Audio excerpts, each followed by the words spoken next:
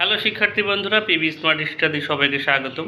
আজকে ভাইফোঁটার দিনে প্রত্যেকের ভাই বোনের সম্পর্ক সারা জীবন সুমধুর থাকুক।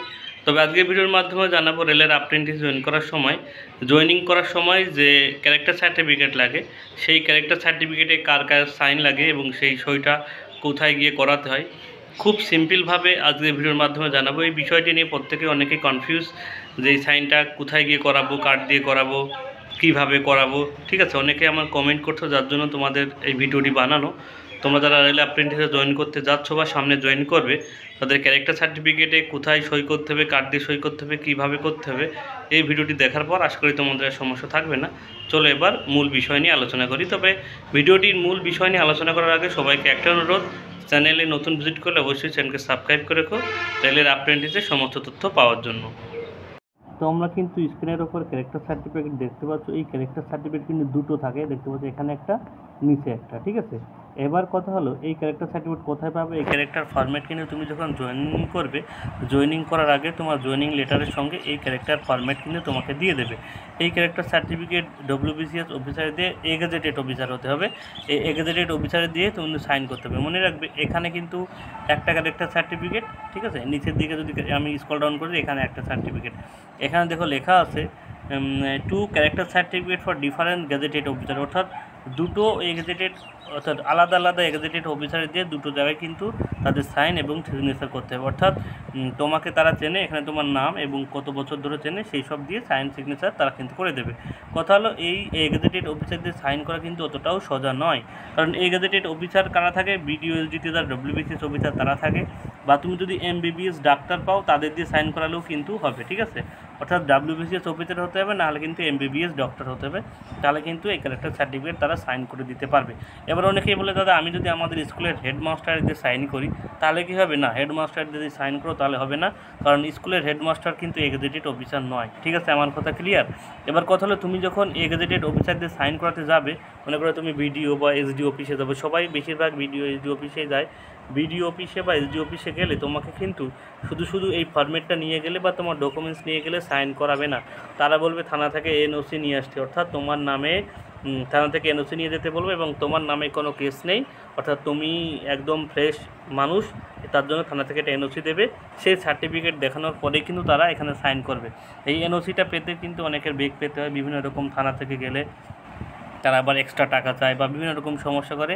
এবার কথা হলো মনে করো তোমার গ্রামের, ঠিক আছে, অর্থাৎ তুমি যদি বিডিওএসডি অফিসে থেকে সাইন করে দাও তোমাকে কিন্তু এনওসি লাগবে, এটা কিন্তু মাস্ট। ঠিক আছে, এবার এনওসি বাদে তুমি কীভাবে সাইন করাবে সেটা তোমাদের বলে দিই।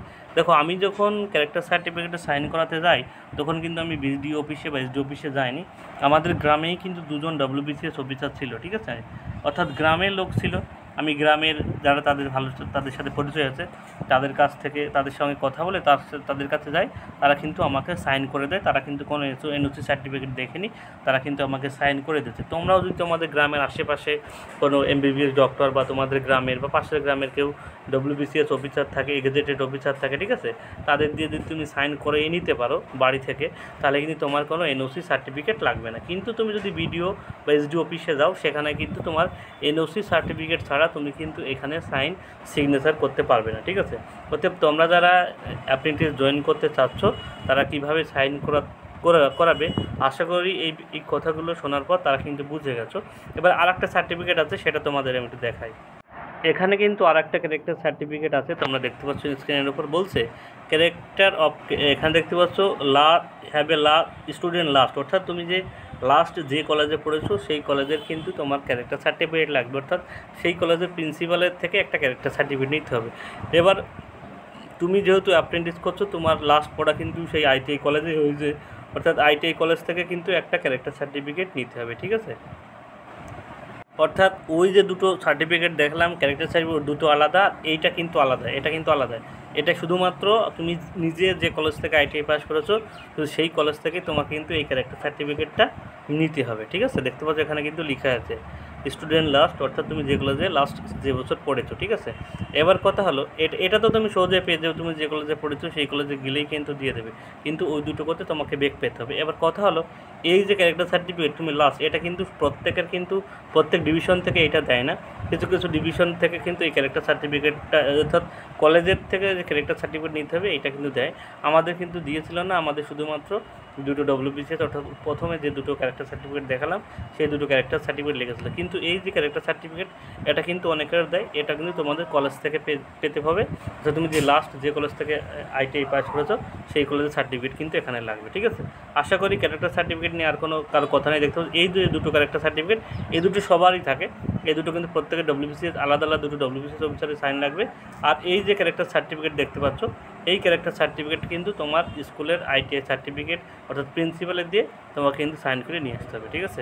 আশা করি সবার ক্লিয়ার। কারো যদি এর পরেও বুঝতে অসুবিধা হয় সে অবশ্যই কমেন্ট বক্সে জানিও, আমি তোমাদের যতটুকু সম্ভব আমার পক্ষ থেকে হেল্প করব।